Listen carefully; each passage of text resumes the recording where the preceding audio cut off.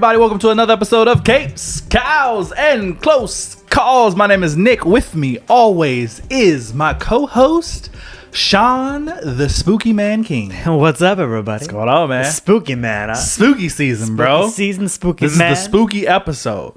I feel like we should get some like Halloween music playing in the background. What Halloween music is there other than the Monster Mash? Thriller?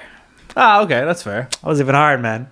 I had that on the tip of my tongue. You I was did. ready for the question. You did. I wasn't expecting I think Halloween's really like spooky noises, like a. That's what I'm saying. Yeah, just like in the background.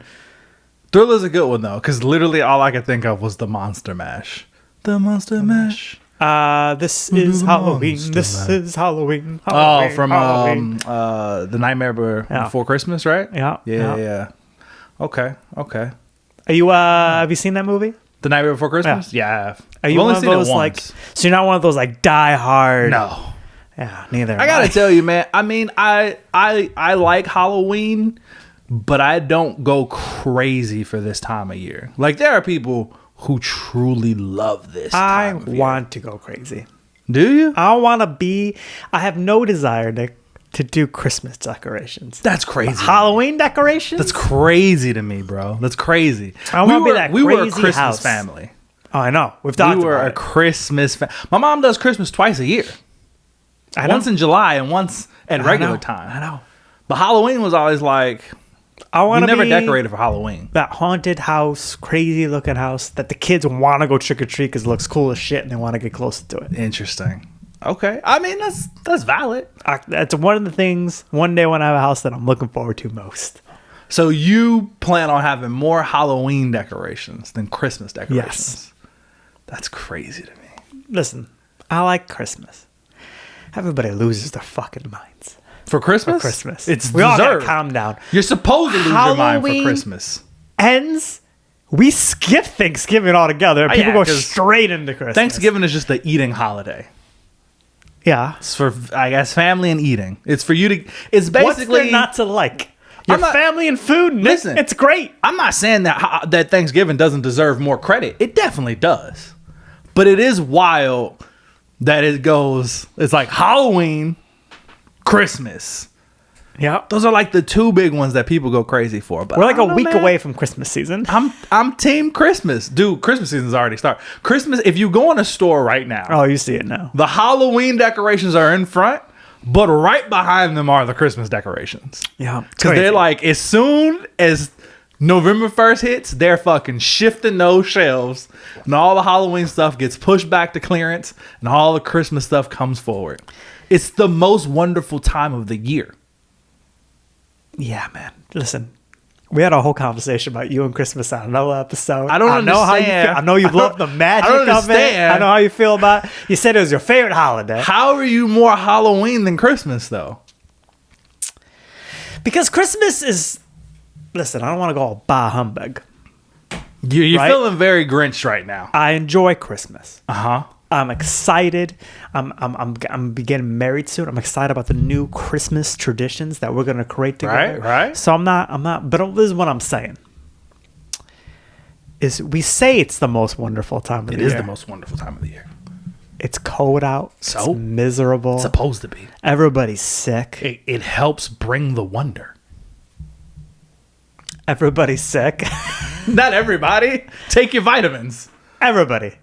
Listen. Everybody between Take your vitamin C. November and February, everybody's fucking sick. Because it all starts on Halloween. Because everybody goes out in the But they're not sick for everybody Halloween. goes out in the cold, half dressed in Halloween costume. Because no Halloween costume is providing any warmth. And Right. people don't want to put on jackets because they don't want to ruin their Can't costume. see But it's when it starts to get cold. When I pulled up, I was like, bro, it's starting to get cold out here. Yeah. It's like 40 degrees right now. It's cold out there. People go out on Halloween half dressed when it's freezing. Right. And that's when the sickness And then starts. for the next 2 to 3 months, people are sick. But it's Halloween's fault. It's And dark. then everybody loads Listen, up on candy. forget about they the stop sun. taking their fucking vitamins. Nick, forget about the Ridiculous. sun. Just forget about it. You're not going to see it.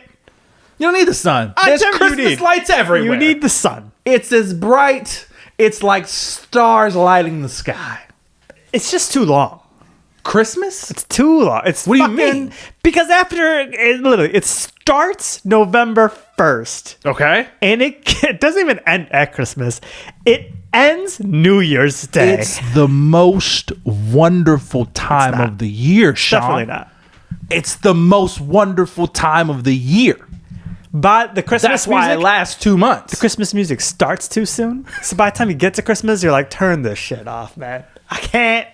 At least there's hundreds of Christmas songs. We named 3 Halloween songs. That's what I'm saying. We should be writing more Halloween songs. No, we shouldn't. There's an appropriate amount of Halloween songs. If What do you anything, think we need to add more variety to the Christmas songs. The second holiday with the most songs. It's because the first one's obviously Christmas. What is the next holiday? With the most songs? I have an answer in my head already. I mean... I actually think this one's pretty obvious. Really? Yeah. There's another one that has a shocking amount of songs. New Year's Eve. New Year's Eve has one song. What's Name a New Year's Eve song. I don't know. It's the fucking shit. I'm gonna blank on the New Year's song. That's the New Year's song. I was thinking of just like people singing about New Year's. I gotta imagine there's at least 10 singing songs. I don't know. I feel like there's at least 10 pop songs about New Year's Correct Eve. answer is 4th of July. What There's 4th so of July many songs are there? Other than the national America anthem. songs. What do you mean? Do you not go see fireworks on the 4th of July? Yeah. You don't hear all the patriotic 4th of July fucking music? The only one I can think of is Born in the USA by Bruce Born in the Springsteen. USA. But is that technically a 4th of July song, or is it just an America I'm song? proud to be an American. Again. 'Cause at least I know I'm free. And I proudly stand up. I always stand up dramatically at that part. And I get everybody like, stand up. Dude, there's so many. Because there's so many songs that could go in that fucking Party in the USA could fit in there. Everybody throws A Wonderful Life in there for some fucking reason. The 4th of July has like a huge fucking segment of songs. They just take every American song and play they play on the 4th of July. Okay, I guess that's fair then. But they're not singing specifically about the 4th of July. They're just singing There's a about lot of being Christmas American. songs not particularly singing about Christmas either. They all talk about Christmas. Every single one of them at least has I'm pretty Christmas sure the in song that goes, "It's the most wonderful time of the year," doesn't mention Christmas in the song.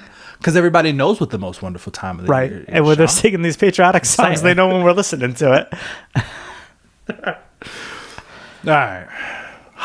Christmas over Halloween, though. Every year. It's because you're not doing enough Halloweeny things. What more Halloweeny things do You should I need be. to Are you? do? How many supernatural/horror things have you watched in this last month of your life? Watched one. And that was See? Marvel Zombies. You're not in. And did you watch that with the fam? No. I watched it on By yourself. You're not watching Christmas movies by No. yourself, Nick. You're not turning on A Wonderful Life and How watching do you it by know what yourself. I do? I know you got I love Talia. watching Christmas movies by myself. You got Talia right next to you. Watching all these Christmas. What's your favorite Christmas movie? I mean, everybody's got to answer Die Hard. No, isn't that Is that a Christmas movie? It is a Christmas movie. Okay. All right. I mean, I think the debate's still out there. If it's a Christmas movie or not. There's a lot. I mean, Fun fact, it's I've funny. never seen Die Hard. None of them? None of them. Bro. I know. Never seen it. Okay. It's the best Christmas movie of all time. All right, fair enough. You're so pro Christmas. What's your favorite watching it. Halloween movie? I think you gotta go. Is it The Nightmare Before Christmas? No. Even that.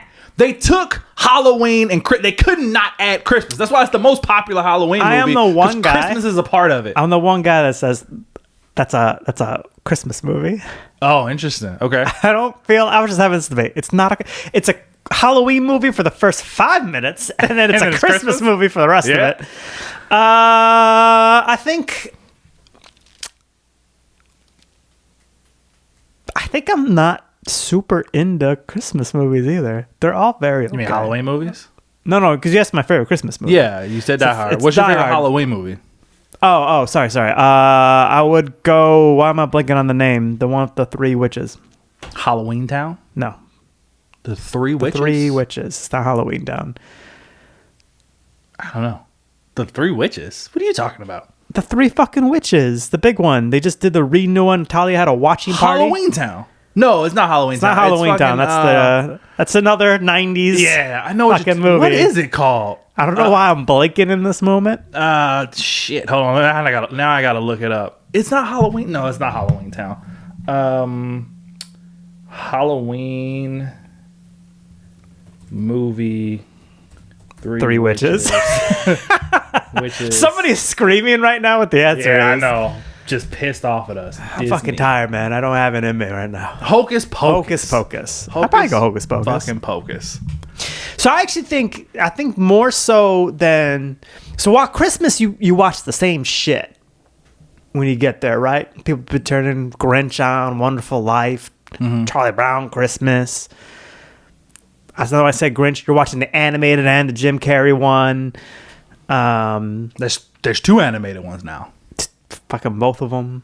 Grandma got ran over by a reindeer. Grandma got run over by a reindeer. And then you might do some random shitty Netflix one just for fun. Yeah. You'll throw that bitch in there. Halloween on the other part. I don't think you rewatch movies a lot on Halloween. You watch because there's so much horror / supernatural. Yeah. You can watch shit you haven't watched before to get in that, which is why Halloween it's great. Right? We're not rewatching a movie that we can quote. Like, I just did all the Fear Street movies on Netflix. There's 4 of them. So I watched all 4 this Halloween season. They build upon each other except for the last one. The last one's only similar by name alone if you ever get into them. Okay. Yeah. I'm a big Mike Flanagan guy. And there's movies he still has that I haven't watched. So I watch his... Gerald's Rule or some shit like that. And that movie, I'm not gonna lie, man, it creeped me the fuck out. I didn't think it would, but I was like, I'm fucking creeped out right now. Interesting. So that's what I'm saying. You got to get in all those things. Have you watched Wednesday? No. Watch Wednesday, man. Get in the Halloween mood. Have you seen The Chilling Adventures of Sabrina? No. Watch that shit too. I know your ass ain't watched Supernatural. No. I've talked about it a bunch. Yeah. You were just snoozing on all the Halloween things. That what it is? That's why you don't feel Halloween. To me, Halloween is just the candy. I was never as interested in the horror aspect. That's of only Halloween. part of the equation. I just wanted the candy. How many and the caramel shenanigans. apples have you eaten? Oh, quite a few. So you're getting the caramel apples. You got the candy, you got the caramel apples. Yeah. I know you got yourself a side of donut. Yeah, I got at least one. True. Now you got to get the sci-fi, I keep saying sci-fi, supernatural horror element to it. Start enjoying those things. Did you carve a pumpkin? Not this year, but I've carved pumpkins before. You got to get you and Joey need a pumpkin.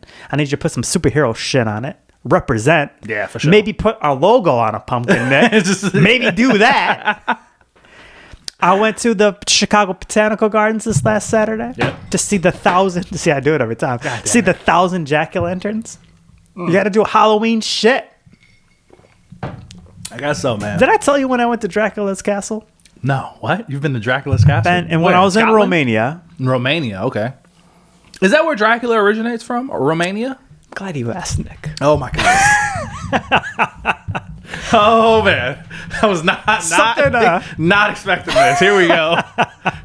Something that I recently, in the last couple of months, discovered, and I was so fucking pumped to tell Dia. Okay. So pumped. Dracula is notorious. Dracula's from Transylvania, Romania. It's a real place. That's crazy. And I've been to his castle. We went there when I was in Romania, obviously. We spent 1 week. I told you parts of the story, but we spent the week seeing we spent the first half of the week seeing Andrea's family, the second half, like, going around Romania. Yeah. And you stayed in the Haunted Hotel. I remember that. Yeah, that's in Italy, though. Italy, okay. Same trip. That was the second half of the trip. But anyways, so, like, Romanians seem very pumped that they got Dracula's theirs, right? They have the castle. You go there. It's a pretty cool place. But they had a room dedicated to, like, they, like, put a TV screen and they, like, literally reference everywhere vampires, like, every media, book, TV show that vampires have been in. It's, like, being credited, and they're all, like, very proud of it.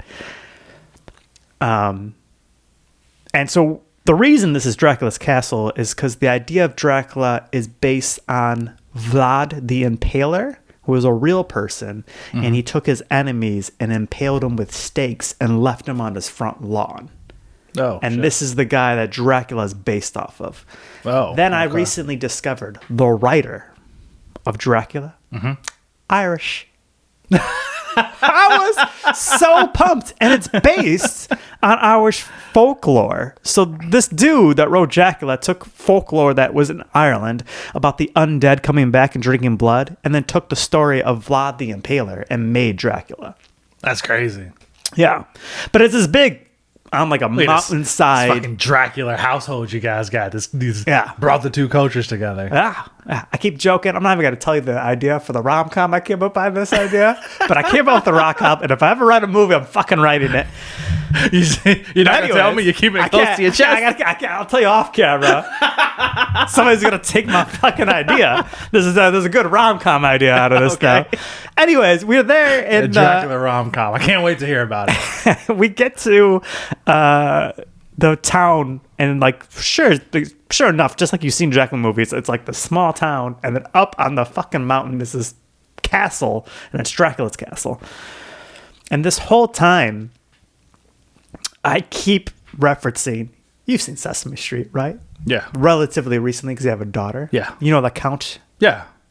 I keep making my goodness. count jokes, and I'm counting shit, and I'm sitting there, and I'm like, 1 garbage can, 2 garbage cans, and Andrea doesn't miss a beat. She's laughing along with me, and so I'm doing this for a while. It became like our inside joke, and I have inside jokes with your significant other, but everybody's kind of hearing me too.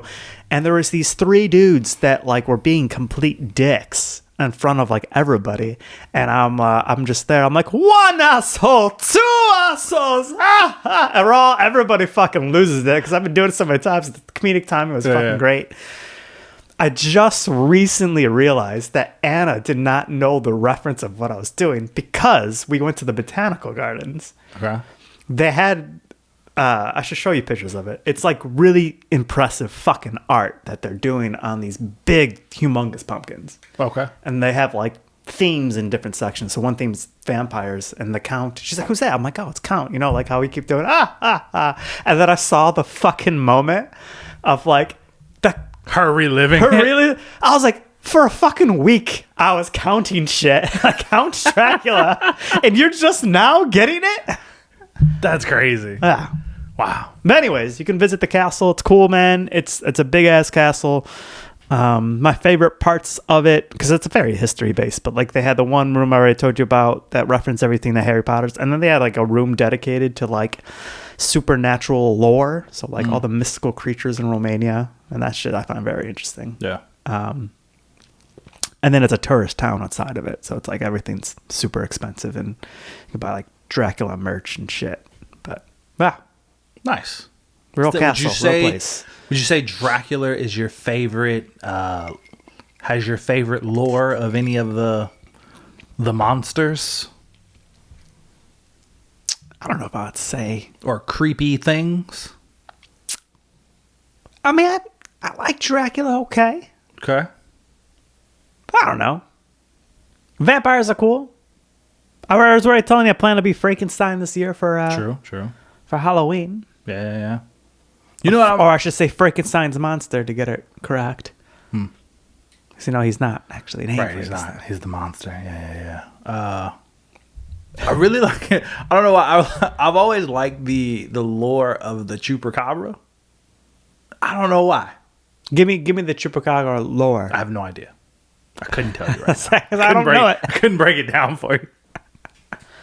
I just remember being interested in it as a kid. I don't know why. It just was the most interesting to me. But there's all types of like little, like monsters and stuff like that. I watched a video once. You can go on YouTube and find it. They break down like every state's like creepy thing. Do you remember Illinois? I don't. I wish I did. I don't though. If I was better prepared for this episode, You would have those ready? I would have had it ready to go. But that just came to me. Sometimes this is the downside sometimes of recording things live. Well, we're not technically live, but you know what I mean. Yeah. Like We prepare for some things, and then we start talking, and then other shit comes up, and then you're it's like, like, I wasn't prepared for that. prepared for that. But let me know if you want to hear about it, because I will we'll do a whole episode about it. We won't, but we I will. got 2 things for you. Okay. To callbacks from previous episodes. Okay. The first one, the answer to like the most professional to like rookie, like you can walk in the sport. Yeah. The answer is curling. Curling? Curling. There's no way I could do curling. No, Bro, that's what I I'm could saying. hop on that fucking No, that's what I'm ice. saying. That's the easiest one. Oh, by okay. far. You could just walk into curling. Yeah. Okay. I thought you were saying it was the hardest. I was like, you've lost your mind. Easiest. I got feedback that you said fighter was an ezy one, and I didn't say. I said it could be, Yeah. but I don't think it is. the people don't like that answer. They're not a fan of that answer. I'm not saying. I didn't say it was easy. I don't think it'd be easy. All I'm saying is that I think that there is opportunity there, right? Like if I am a amateur fighter, if I've taken a few. Let's say I've been training MMA for 3 months, right? And I go to fight somebody who is lower tier in the UFC.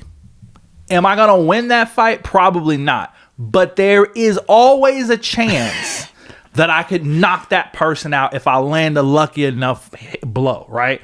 That's what I'm saying. It's one of the only sports where that's possible. That's what I meant by like, I don't think it's easy. I just think it's one of the only sports where like something like that is possible. No other sport are you just going to like luck your way into a win. You know what I mean? Like you're not going to walk on a basketball court and play a bench rider.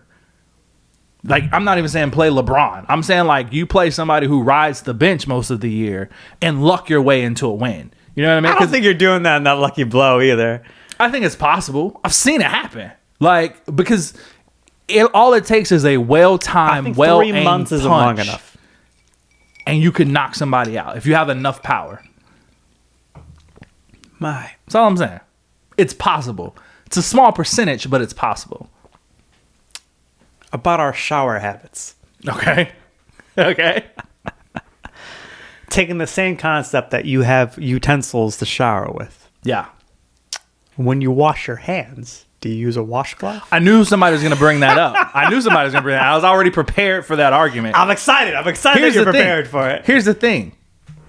We spoke about it, right? At best, right? So from what we've discussed, you should be showering at least once a day, correct? Right. How many times a day do you wash your hands? Oh, too many to count, man. Exactly. So I don't need a utensil to wash my hands because I'm doing it repeatedly. There's no buildup there. So if you were to shower more often, you would no longer feel the need for a utensil. Correct. If I showered as many times a day as I washed my hands, then no, I wouldn't. But I wash my hands repeatedly throughout the day. I knew somebody was going to bring that up. And that's like, there's no opportunity. Like, again, if you're washing your hands the way you're supposed to, because I know there are still some disgusting people who don't wash their hands as frequently as they should. But if you wash your hands as frequently as you should, there's nothing that's going to build up on your hands because you're repeatedly cleaning them.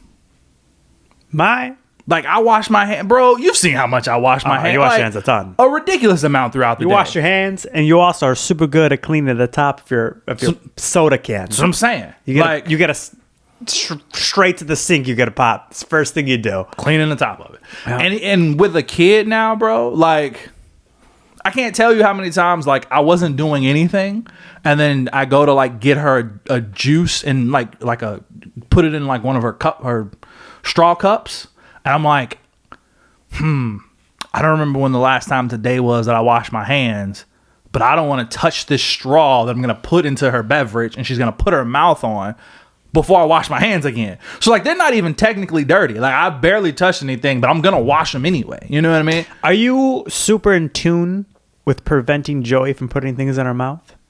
Luckily, she hasn't been one of those children who are big about putting things in her mouth.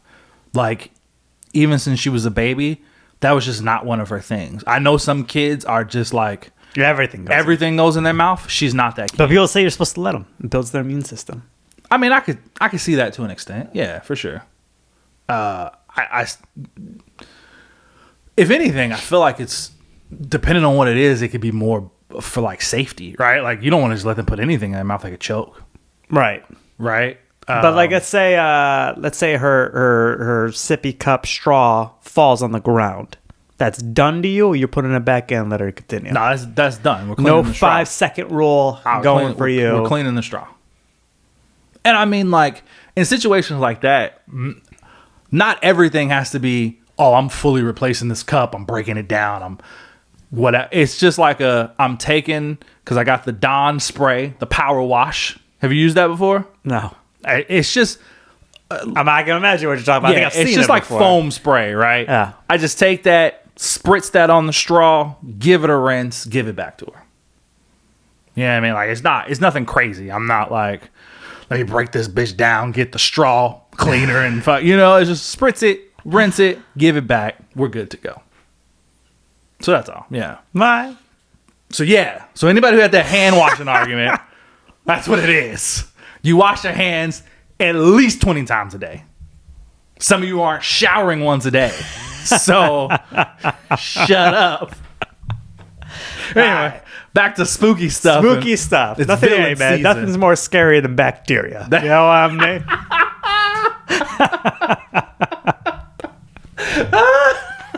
No, I don't know. I found that so funny. That was fucking funny. We need to transition back. we Nick. We had to get back to it. It's scarier than bacteria. We all remember COVID, man. Oh, Shit was man. crazy. Bro, when you put it that way, you're right. That shit was terrifying. That was scary as shit. You know what else is scary? Villains, man. Yes. We're talking about some villain stuff today. But before we get into a couple of the main things, I saw this TikTok. I was scrolling. I saw this TikTok. And it asked a question. And then it allowed people to answer in the comments. I got to tell you, when I like this, it maybe had, I don't know, a little over 1,000 comments. It has 80,000 now. 80,000. 80,000 people got comments on it. opinions. So people have been saying some shit. But I wanted to read you the question. And then I wanted to read you some of these comments. And I wanted you to kind of rate them for me on how good you feel they are. All right. All right. How hard they are. Kind of like what we did when we did like a hardest movie lines. Something like that. Okay. So here's the question. It says, quick question for the deep thinkers. Let's say you're a villain. And you've just defeated the hero. But in his, like you killed him. Okay. But in his final moments, he whispers, they'll never love you like they loved me. What would you whisper back as the villain? Okay. Let me read you some of the comments. Because I was kind of impressed by some of these. I was like, these. First thing comes to my mind, I don't need them to. But solid. That's solid. But some people were going deeper. I feel like that's the easy answer. Okay. Some people were going deeper. All right. Here's one. If I wanted to be loved, I would have stood beside you, not against you. Okay. Pretty solid, right? Solid. Right. They only loved you because of me. That's better. It's a better one. You can die with their love. I'm going to live with their fear.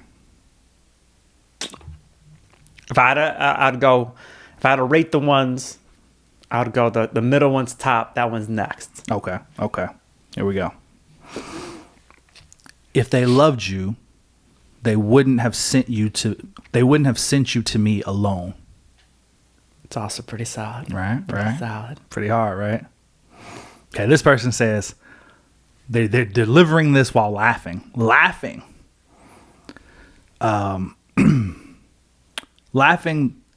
the difference between us, you needed their love to feel whole. I learned to live without it, and that's why I won. Okay. Here we go. I think that would have been delivered better without the laugh. I agree. That feels like very like serious. I like this one. It's very simple, straight to the point. Leans in to whisper. You did it for love. I did it for purpose.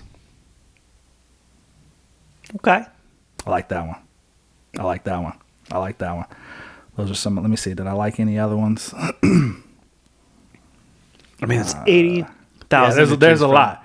I don't want to. But here we go. I haven't. So some of these now I haven't read. Those I had all read before. Here we go. Let's see what this one says. You still think this was about love, you poor fool. While you were busy winning hearts, I was taking their faith. You are a symbol. I'm the reality that crushes it. They won't love me. No, they'll obey me. Good, but too long. It is pretty long. He died halfway through. You said he was gone. He didn't hear the whole thing. He was gone. Here we go. Love? That's your curse, not mine. They adored you because you gave them hope. I gave them truth and they'll hate me for it until they finally understand. It's good. I love this one because somebody said, I came to the comments section and found a lot of broken people. I was like, damn. Yeah. I was like, some of you guys are really in pain. All right, here's one. I'll make sure they remember you, not for love, but for the war you lost. Nah. Not feeling that one? Not feeling that one. Okay. Let's see, let me do a couple more. Here we go. Darkness has loved me since the beginning, and I express my gratitude by delivering her your light. Nope. Not feeling that one? Not feeling that one neither. That one was strong to me. That was poetic. I don't know, man. You don't like that one? Felt very Thanos. All right, let me see if I can find one more.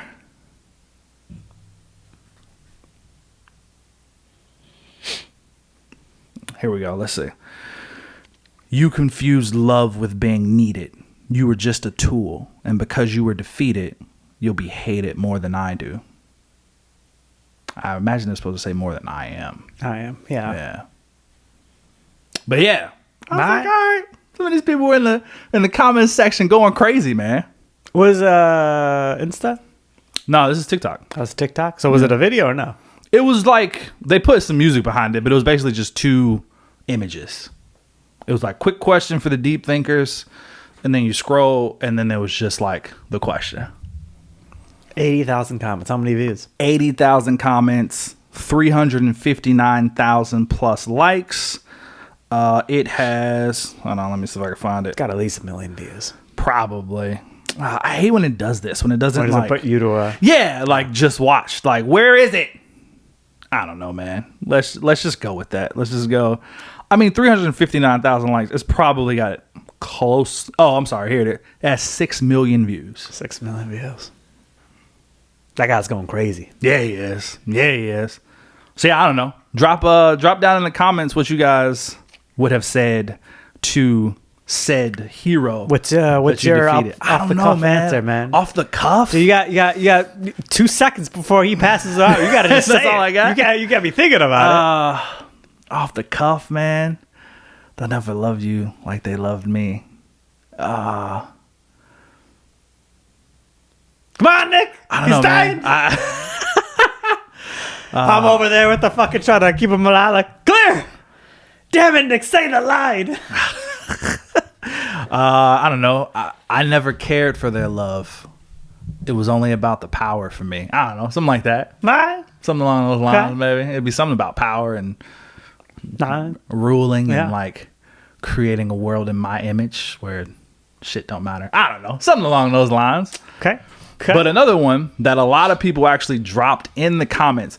Not everybody actually typed out the quote, but a lot of them mentioned the Green Goblin speech from Spider-Man, the Tobey Maguire Spider-Man. Let me remind you what the speech is. I think I almost go for it, but I almost included that in the thing we're going to be doing in a bit. I didn't though, so I'm glad. This is the transition, Sean. I chose my. So he says. So this is Green Goblin to Spider-Man in the original Spider-Man movie, Tobey Maguire Spider-Man movie. I chose my path. You chose the way of the hero, and they found you amusing. They found you amusing for a while, the people of this city. But the one thing they love more than a hero is to see the hero fail, fall, die trying.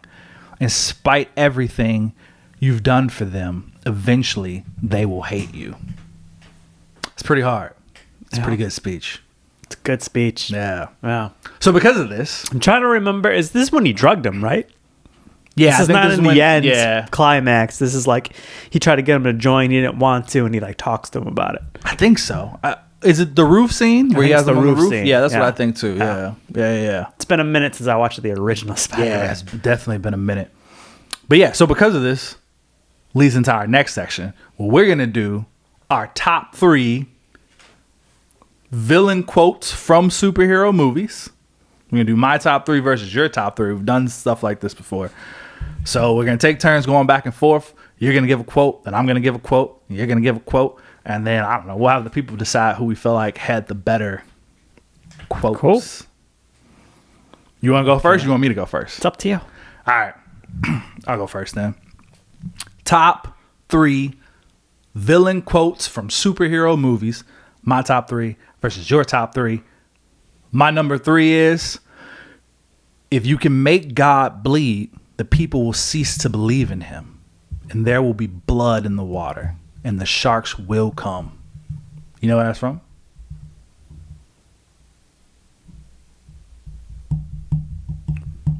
Well, Whiplash from Iron Man 2.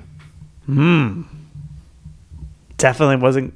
I wasn't even in Iron Man in my mind. I was trying to guess. I wasn't even close. Listen, that movie has got its ups and downs, but that quote, if you can make God bleed, the people will cease to believe in him. It's a good line. That's nasty. Wow. That's nasty. Wow. That was right after the racetrack scene, the racetrack fight, where Whiplash loses. No, I can place it now. Yeah. And Iron Man goes and talks to him, and he's like, bro, I won. Like, people saw you almost lose. That's all I needed. It's hard. It's a hard quote, man. Yeah. All right, what you got? I almost want to do it the accent because I feel like it makes it better. Oh, you think darkness is your ally? You immediately adapted the dark. I was born in it, molded by it. Unmatched. Bro, I say that line all the time. Me too, bro. I think everybody does. As soon as it turns out the lights, I'm saying you it. think dark? Yeah, no. Unmatched, bro. Unmatched. My number 2. Oh, you think darkness is your ally? Same quote. You merely adopted the dark. I was born in it. And then you continue, molded by it. I didn't see the light for the first time until I was already a man. And by then, it was nothing but blinding to me. It's a great line. Great line, bro. Bane from The Dark Knight Rises. One of the best parts of that movie, to be honest with you. Yeah? Solid quote. All right, what you got for number 2? In all my years of conquest, violence, slaughter, it was never personal. But I tell you now, when I'm about to do to your stubborn, annoying little planet, I'm going to enjoy very, very much. That's Thanos. Endgame. Yeah. Yeah, that's dirty Thanos. That's not pissed off. Yeah, now. that's young Thanos. That's not philosophical. I'm just trying to do this. This is like, nah, I'm ready to murder y'all for real Thanos. Yeah, no. All right. My number 1. I know what it's like to lose, to feel so desperately that you're right, yet to fail nonetheless. It's frightening, turns the legs to jelly. But I ask you, to what end? Dread it, run from it, destiny arrives all the same. And now it's here, or should I say, I am. It's a great line. Thanos. Nope. Woo! I was trying not to make it just 3 Thanos quotes, because I really could have. But that's my one right there. I know some people have other ones, but that's my one right there. Dread it, run from it. I love it. I got it. This is long now. All right. You know what I've noticed? Nobody panics when things go according to plan. That's good. That one's good. Even if the plan is horrifying, if tomorrow I tell the press that a gangster will be shot or a truckload of soldiers will be blown up, nobody panics. But when I say that one little mayor will die, well, then everybody loses their minds. Introduce a little anarchy, upset the establishment order, and everything becomes chaos. I'm an agent of chaos.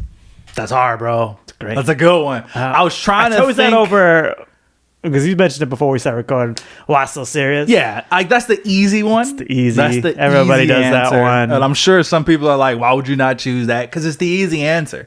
Everybody would do that. But that one, I forgot about that one.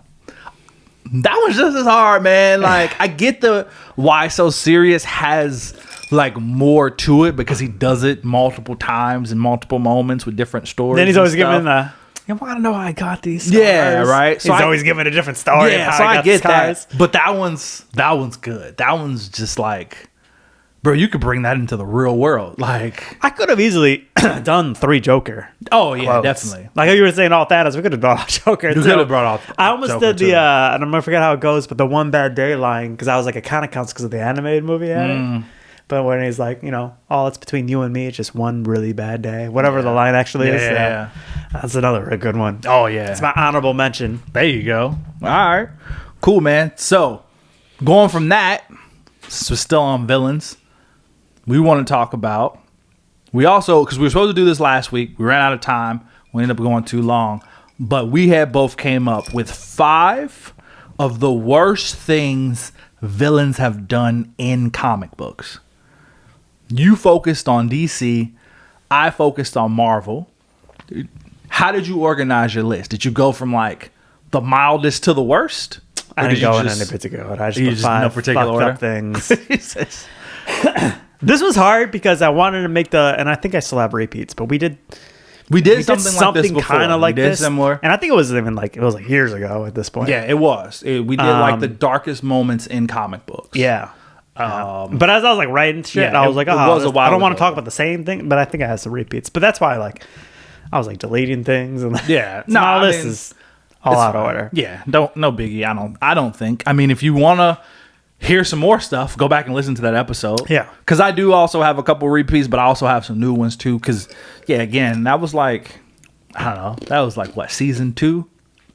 I'll call that season 2 for Season sure. 2, C4? You know what I mean? Yeah. Like, Season 3, the latest. yeah, easily. So, yeah. You got a top 5. I got a top 5. I guess I went first last time. You want to give yours? Sure. That's Or you want to give one? You want to go back and forth? right. We'll go back and forth. So you specifically did DC. I specifically did Marvel, and also did you specifically focus on like things villains did? Yes. Okay. So no. One no. The 4 yes. Okay. Because the last time we did it, we just did darkest period. It didn't matter if it was a villain or hero. It didn't matter if like it was somebody doing it to somebody else. Just the darkest shit that has happened.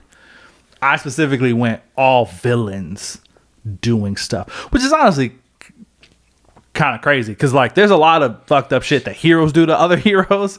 And I think sometimes that's what makes it more fucked up is because you're like, damn, I didn't think that person would do that. But yeah, You know what? I actually wrote 6 because one was a hero one. I'll go honorable mention okay. for my hero one. All right, give me your honorable mention. The time the Justice after discovering that Dr. Light had raped Sue Dittany, the Justice League response was to perform a magical memory wipe on them, altering their personalities. When Batman discovered what they had done, they also just erased his memory of the event too. That's crazy. That is fucked I up. was like, that's so fucked. Yeah. Oh my goodness. Yeah. Jeez. Yeah. So that's my start. Okay. Fair enough. I'll go honorable mention. Should I do my actual real one? Yeah, then? give me your real one. Okay, so we're gonna go with the death of Jason Todd. So Okay, when the yeah, Joker, that's a classic what, moment. What I think a lot of people forget. So we all know, and I think we kind of take Under Red Hood movie as like the events, but like in the comic book, like Jason Todd discovers his birth mother and like goes to visit her. And then basically Joker manipulates his birth mother to trick Robin into coming into that plant. So he got tricked by his actual mother, Damn. then tied up in front of his mother, then beaten with the crowbar. Damn. And then blown up in Shit. front of Batman. So I had to add that beginning. Did Yeah. you realize the mother No, I part? The didn't know mother about part that makes part. it even more fucked. It does make it more fucked. Yeah. Yeah, I didn't know about that part. Yeah. This list could have easily all been Joker. Oh yeah, 100%. But I worked hard to make sure it wasn't. Fair enough. All right, here we go. I did kind of put mine in order from like least, like mildest to like worse. So the first one I got is Mysterio tricked Wolverine. So this happened in the Old Man Logan. But the book starts where Mysterio basically went to the X-Mansion and, you know, he did some Mysterio shit. And he tricked Wolverine into thinking that the mansion was being invaded by like a bunch of villains. But really, he just confused him into thinking that all of the other X-Men were villains. And Wolverine killed all of them. Yeah. Yeah, I remember that. Yeah. Super fucked. And yeah, so that was fun. I think we talked about this early on, and then it was before Logan. And so, like, now thinking about it, I was like, oh, the switch was like now Professor X was like his. Because remember, they wrote like his powers went haywire and killed a bunch of the X-Men? Yep. Oh, there's a little parallel there. Yeah. But yeah, so Mysterio tricked him and he ended up murdering all the other X-Men. And I guess you can consider it an honorable mention because there's a lot of fucked up stuff that happens in that story. Yeah. To be honest with you. Bonus one is when at the end, Logan is fighting the Hulk, who is basically taking over the planet or whatever. And the Hulk eats Logan, and then he regenerates in his stomach and claws his way out and kills the Hulk. Spoiler alert, there's a few instances on here of people eating other people. I think I know the other one. I don't know why this happens so much in comic books of people eating other people, but it's a thing. What you got? Reverse Flash going back in time to kill Nora Allen and frame the husband. Yeah. That is fucked up. Yep. That is fucked just up. ruin Barry Allen's whole childhood. Yeah. Why did he do that? Because he was like obsessed with him or He was something, obsessed right? with them. Fucked up, man. Why would he do that? I mean, that's why he did, but jeez. It's like, you know, he like would fuck with them throughout time. He would be like shoving him downstairs and shit. So he would break his arm. Like he was just doing fucked up shit. That'd be so annoying. It's so petty and so fucked up. I would be, bro, leave me the fuck alone. All right. Okay. So you know Mr. Sinister. I do. Right? The X-Men villain. Do you know how he got his name? I don't. Okay. So, you know he's immortal? Didn't know that. Okay. So he's been around for a long It's time. been around. Yeah. So he used to have a child, and he also used to experiment on children. He even experimented on his dead son's body. And when his wife found out, she was so horrified that in her final moments, she literally said this, she called him utterly and what is this? Contemptly sinister. And that's how he got the name. That's how I got the name. Mr. Sinister. Mr. Sinister. Because he was experimenting. On his dad. Did he On kill his his dead son, or did his son's son die and then he experimented on Yeah, him? his son died and he experimented on him. Ah. Not only that, I don't know why I expected him to have killed his son. he even at Was he one trying to point- bring his son back? I don't know what he was trying to do. He was just experimenting on him. He at one point he was also in Nazi Germany during World War II, where he continued to experiment on children. Yeah. Magneto witnessed him take children out the internment camps, and they never came back. It's fucked. Yeah, fucked up, man. All right. Joker tricks Superman into thinking Lois Lane is Doomsday. Yeah. Not only does Superman end up killing his wife's pregnant, kills his unborn child, and when her heart stops, it rigs the explosion to blow up Metropolis. It's fucked. That's fucked up. It's a fucked up thing to do. That's the start to Injustice. Yeah. Yeah, which is crazy. Yeah. It's crazy. Here's a good story, a good comic book. I've never read the comic book. I played the game, so I've seen the story play out in the game, but I've never read. There's several volumes, and comic. I think I've only read the first volume. Yeah, I think there's 2 like large volumes. But yeah, no, it's fucked up. Did you enjoy the story? Did you enjoy the comic book? Yeah. It's written by Tom Taylor. Oh, I know. I feel like you like Tom Taylor. I'm a Tom Taylor fan. Yeah, man. All right. So funny enough, so we read Marvel Zombies a couple weeks ago. We talked about it. So we read the main story. There are multiples. Didn't read those, but in one of them, so they're all the main heroes are zombies, including Spider-Man, which I guess it's already fucked up enough because in the main one, he ate Aunt May and Mary Jane. Yeah. Which is fucked up. But you just hear him say it. Yeah. You don't see it. You just hear him say like, I didn't know, but he did it and he has to live with it. But he was fighting Sandman in one of the other ones. And Sandman, in order to stop him, which in my head, I was like, it's honestly kind of crazy. He's never done this before. But he turned into sand, went inside his mouth, got on in his intestines, and then rematerialized his body and just blew him up from the inside. Huh. Yeah. All right. Thus killing zombie Spider-Man. You would think he would have tried that in the main continuity, but I guess Maybe that's a little too dark. Trying to actually kill him before, he's trying to knock him out, and he's like, "Nah, I gotta kill this dude. Yeah, we gotta make this happen." All right, so yeah, that was my number 3. What you got? Black Mask.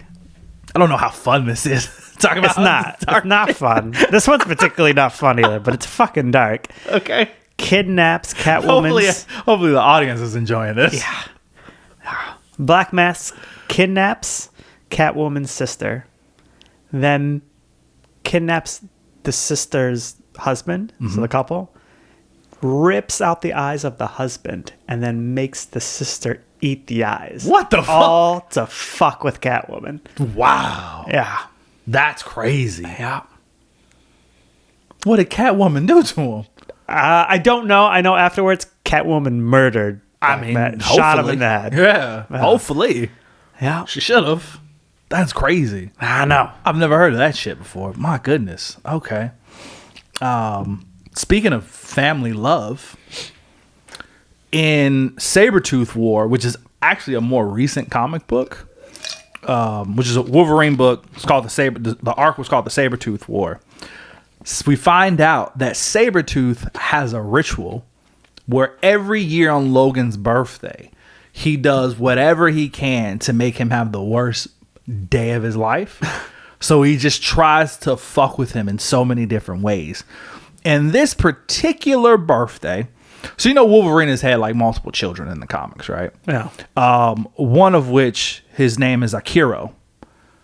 This year for Logan's birthday, Sabretooth decided to hunt down Akiro, kill him, rip his body to pieces, and then spell out happy birthday with his disassembled son's body parts in the snow so he could see the blood. And Logan walks out and it just says happy birthday in his son's body parts. That's super fucked. Isn't that fucked up? These are not fun, Nick. These are downers. All right, my last one. Basically, everything that happens in Justice League Dark Apocalypse War. Yeah, it is fucked up. This is the story where Darkseid wins. So the Justice League go and they attack, but he basically mixes parademons with Doomsdays, and so they're like just slaughtered fucking everybody. So they slaughtered most of the heroes. The ones that they kept, they basically tortured. He brainwashed Batman and put him in the Morbius chair so he could like use all his strategic shit to really take people down. Yep. He basically tortured and captured and made slaves out of Wonder Woman, Martian Manhunter, Hawkman. He just decided to humiliate Superman, so he took his powers away by injecting kryptonite into like his skin. Yeah, I mean, just a lot of fucked up. He just tortured everybody. In he the just worst tortured. way possible. I remember he like ripped fucking Shazam's fucking in half and shit. Like the whole thing was just fucked. Just gave people a bunch of artificial limbs and shit. Yeah, it was so fucked that the story ends with Barry go reset the timeline. You know what I mean? Yeah. Like they didn't like. We lost. Yeah, we can't do this shit again. Go run away and reset this shit. Please fix it. Which is a crazy way for that whole story just to end and be like, we're just gonna reboot. Yeah, we can't do nothing with this. This is just over. Darkseid just won. Yeah, this is over. All right, now this one I know I've mentioned before, but in the Ultimate Universe, the original Ultimate Universe, not the new Marvel Ultimate Universe, there's a story called Ultimatum, which honestly a lot of fucked up stuff happens in that story. A lot of people die in a lot of messed up ways, But one of the most fucked up things that happens is the villain, the Blob. I knew you were going to mention this one.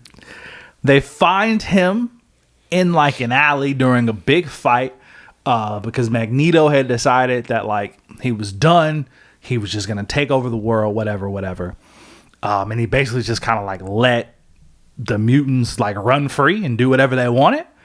And so we don't know exactly how we got there, but Hawkeye finds the Blob in an alley eating the Wasp. Why is it always the Wasp? I don't know. But he's literally eating, and not even like small wasp. I mean, she's regular sized wasp, and he's just eating her intestines out. We don't even know for sure if she was alive or dead at this point, but he was eating her. Yeah. And then Ant-Man is also there, who at the time he's doing his giant thing. When he sees this, he gets pissed off, rightfully so, right? This dude's eating my wife. He goes to grab the Blob, who then says like, I'm the Blob, you can't move me. And he's like, fuck, I can't. Picks him up and bites his head off and then spits it out and says, that's what you get for eating my wife. Yeah. Pretty fucked up. Fucked. It's Who wrote that? I don't know, man. Nobody wanted it. No. Why would we do that? And like you could Google Blob eats the Wasp and the panel will pop up. It's not pleasant. It's the like they drew the Blob in like the most just dirty, grimy, disgusting way possible. You know, like he's big, he's got the wrinkles and the warts, and he's got fucked up teeth and red eyes and just ugh. Yeah. So yeah. There's our list. I don't know how fun this was for people. There's our list. Yeah. Like we all need to take a break. We do need to Go take a shower. break. But we can't break yet, Sean. Go shower. Because we got to talk about some horror comics now. All right. So I'll say this. I want to preface with this. I've realized reading horror comics, they are referred to as horror comics. But I will say, do I think you would ever actually get scared from reading a comic book? No. I agree. Don't think it'll happen. It's the medium of comic books, I think, doesn't really work in terms of actual like fright. You know what I mean?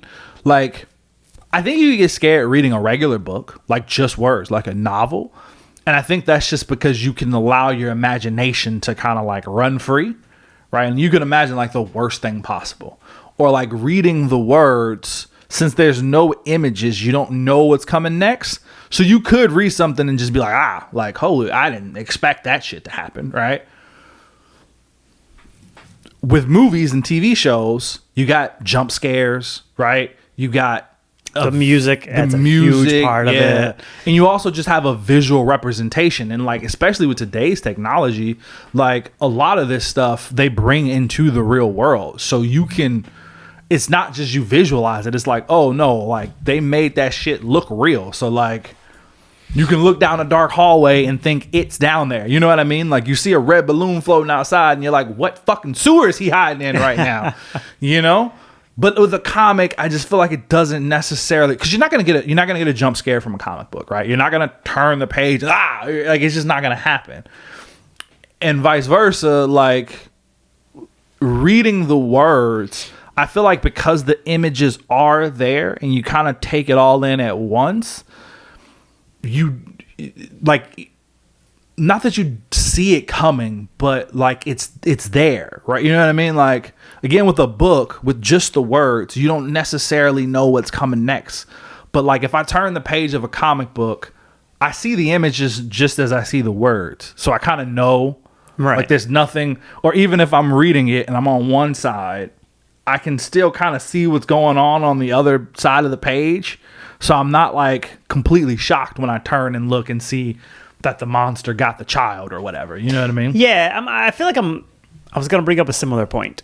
That like doing this for this episode, and I kind of want to look it up and I haven't, but like what's the difference between just being like a supernatural thing and a horror thing? Because like when you say that, and I could be wrong, again, I haven't looked this up, but when you say that for like television, if you say something's supernatural and if you say something's horror, I feel like they have different meanings. Yeah. Like supernatural can be like Wednesday, which I was talking about earlier. Yeah. Not in the slightest a scary thing. Yeah.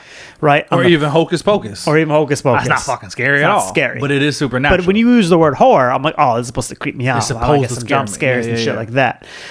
And so, like, the fact that they use horror for comic books, I'm like, so I read 2.3 comic books, and ironically, the one I didn't finish, the one I read 0.3 of, I felt like was the most into the horror element than the other two, even though all three were categories as horror comic books. Right. But I was like, I get what they're trying to make this super fucking creepy. The art was super creepy. Yeah. Like one of the scenes, I don't know, I'm jumping ahead, but like one of the scenes, like a lady was talking and then bugs were falling out of her mouth, and I was like, yeah, that feels like fucking horror. Yeah. Where these other things didn't feel that way at all. Right, right. I see what you're saying. I agree. Yeah, I kind of find myself in a similar situation of it feels less like horror and more, like you said, either supernatural or like a psychological thriller. Yeah. Right? Like it's more of a thriller than it is a horror comic book. Because again, I don't think there's anything that's going to scare you, but you can be reading it kind of like on the edge of your seat. You can feel tense, right? You can be like, shit, what is going on? What's going to happen next? It's a real page turner because you're just like, I don't know what's going on here. So I think that's the case. But yeah, it is interesting that they technically do have a horror comics genre. But yeah, so we read some. Yeah. We read some horror comics, and we're going to talk about them. And yeah, real quick, I guess before we get into the ones that we read now, we also did a few episodes back.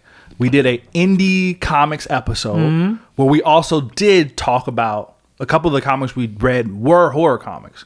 So shout out to Stray Dogs, which is considered like a horror thriller comic, which you read. Yep.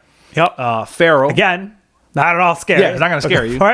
Feral, which is written by the same person, which is more of like a zombie book. Imagine like a zombie book, but with cats instead.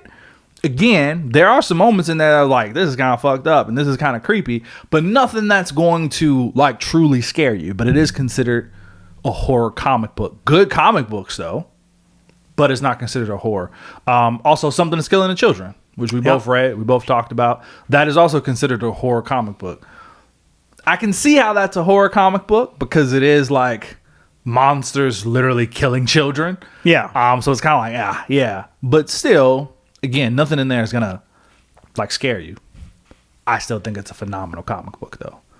So shouts out to those. If you want to hear us talk about those, go back and listen to that episode, the Indies comic episode, because we're not going to rehash it now. But it's a good episode. Go listen to that if you want to hear more about those. Be right in line with this episode. Need some more horror stuff. You want to talk about yours first? Sure. So like I said, I did like 2.3. Yeah. I guess just talk about the two you finished. I could say some things about the 0.3 though. The first comic I read was I always wanted to read a Zatanna comic. So Zatanna Bringing Down the House, which came out last year. Yeah. The same artist that is doing the absolute Martian Manhunter is the artist of this, and it fucking shows. Yeah. I feel like I'm reading Martian Manhunter right now. That's funny. I heard that comic is phenomenal. Yeah, I liked it. I don't know if I'll go as far as phenomenal. Interesting. Okay. It's a good. So I mean, I read it because I was looking for. I particularly wanted to read DC horror, so I was like, best DC horror, and this was some. And then I looked for Zatanna, which will also be mostly DC Black Label as well. Yeah, which this was a Black Label. Yeah. So the story is. So it follows slightly child Zatanna, but mostly adult, and she's in Vegas, and she is very much so. I do tricks. I don't do magic. To like the point where like she's like working a show in the Vegas Strip that you get like the ticket for free when you buy a ticket for the water park. It's like a joke that everyone keeps making, like, oh, I got this free with the water park. So she does like a free show. Okay. And she's very adamant that she goes, I do tricks. Like she keeps saying that, and people are like, why don't you say I do magic? Because I don't do magic, I do tricks. And then it does flashbacks of her being a kid. So she had her famous magic dad, Zatanna. And there's like this flashback of her being a kid trying to do a trick for her like school friends, and she messes it up, and like this like bullyish kid is like laughing at her, and she goes to her dad, say, I want to know how to do actual magic. And then the next time she's like with the kid, she like basically makes that kid disappear on accident. Oh, she shit. like murders the child essentially. Shit. So then it goes back to like her being in the show, and she's like talking to her friend. She's like, I keep going like this one person, like I know it's a free show, but like this is the 4th fucking time this person's come to see my free magic show, and I think it's weird. And so she like goes and talks, ends up like mid-show. She's like, what's your deal? Like, why do you keep coming here? And then all of a sudden a demon attacks. And so the person that she's like saying why the fuck you're here goes to fight the demon, but is losing, and Zatanna like touches this person, and then she gets like the person she touched gets like a fucking magic power suit. Oh. And then they're able to like escape. And then like, so there's like this order of like casters that have these rules, and they're trying to figure out if Zatanna has magic or not. And she's like, I don't have magic. I've only done magic one time, and it was when I was a kid. And then it flashes back again. And her dad's like, who's not drawn well at all. Interesting. Like, you never really see him. You see like a top hat, and he's like covering his face and like a long cloak. I actually really didn't like the art. Oh, really? Particularly with the dad. Okay. Now I kind of want to look it up. So she's like, we got to fix, he's like, we got to fix the thing with the kid. And she like takes him out, like makes her cover her face. And then there's like another kind of like explosion thing. And you don't know what happens yet. So then go back to present day. She like meets the casters that are basically like the order. And they're like trying to figure out if she has magic. And she's like, I don't do magic. I only did it when I was a kid. And then she's like, forget this, like, forget you guys, like, I don't have to listen to you, take me home. And she goes home, and then like there's a girl in her apartment that looks like one of her magic rabbits. She has like rabbit ears, but she's like a full woman now. And she's like, you're one of my rabbits? She's like, why the fuck would I be one of your rabbits? She's like, but can we talk about how everything you just said then was bullshit? Because you definitely have magic. And she's like, I don't have magic. I don't know what you're talking about. And they're like at a diner, and she's like, you gave the other person magic when you touched them. Which the casters are going to be pissed, because that's like an ancient rule that you're not allowed to take or give your magic to people. I was like, so as soon as they figure that out, they're going to try to kill you. Then the first girl that I was talking about earlier comes to the cafe too. And then the rabbit girl and the cafe girl are like fighting over her. And then They're fighting over Zatanna? Yeah. Okay. And then you find out that Zatanna had called John Constantine. So John Constantine Makes pops sense. in, and he's like, freezes time. He's like, well, this is making too much noise. And he's like eating his fries. He's like, you want to get out of here? And he takes her to a door, and they go to Paris. He's like, did you just fucking take me to Paris? Didn't you say you always want to go to Paris? She's like, every girl says they always want to go to Paris. So then they like have like a fucking romantic night together. And Constantine was like, basically like, so we're going to talk about how you keep saying you can't do magic, even though you're like one of the most powerful magic wielders ever. And she's like, what are you talking about? She's like, so you're going to hate me, but like the reason we met before, and that doesn't know a flashback, is the casters were like sent him to figure out if she has magic. And basically if she did, he was like, you know, take her out. Yeah. So he goes there, and he really likes her, so he kind of starts dating her instead. And then he gives her a magic top hat so nobody can ever find her. Oh, shit. And then he leaves her, and then he's like, I know you're going to be pissed. He's like, but I knew you were something special. And they're all like going to be fighting over you now. But we don't have to worry about them. They're going to deal with that demon from earlier. And then he like explains to her, so like, listen, that demon, that's her dad. Oh, shit. And she's like, what? And then he flashes back to her when she was a kid. So what happened is, I think in reality Zatanna wanted Zatanna's power, but he framed it in like, you hurt people with your magic, so you can't have it. So he took her magic, but the magic was way too much for him, and it turned him into the demon. Oh, that's crazy. So like Constantine like explains all this to her, and she's like, well, I gotta go face him. So then she goes and takes the first girl. They go back in time, and she basically takes her magic back from Zatanna. And now she has magic. And that's really how the comic book ends. It ends with the Justice League being like, so you're going to join us now or what? That's crazy. Yeah. All right. So yeah, I guess not necessarily scary. So like in the sense that it had a demon. I'm looking at the art. It's interesting. It's not bad. It's I don't love it. I get that. I don't think it's everybody's style. But it is, I mean, it's very creative, it's very colorful and bright and like cartoony. I think some parts are great and then other parts were like, Yeah. look what Zatanna looks like. I haven't got to that. I was just trying to like scroll through and not still like listen to you, not pay too much attention to it. But yeah, I mean, I can see what you mean. Let me see. Here we go. Chapters. When did we first see him? Chapter 2, like issue 2, maybe? Oh, I see him in issue 1. Yeah, I see him on the cover of issue 2. Yeah, I see what you mean. I don't really like it either. Yeah, okay. Like, why can't we draw him normal? I don't know. Why does it gotta be weird looking in every panel? With this tall ass top hat and this crazy flowy cape. Yeah. Yeah, okay. I see what you mean. Should I go through all of mine? Is that what we're doing? Very, very psychedelic. I give you one of mine. Go for it. So, I wanted to read more than what I had actually read. Also, I'll say this too.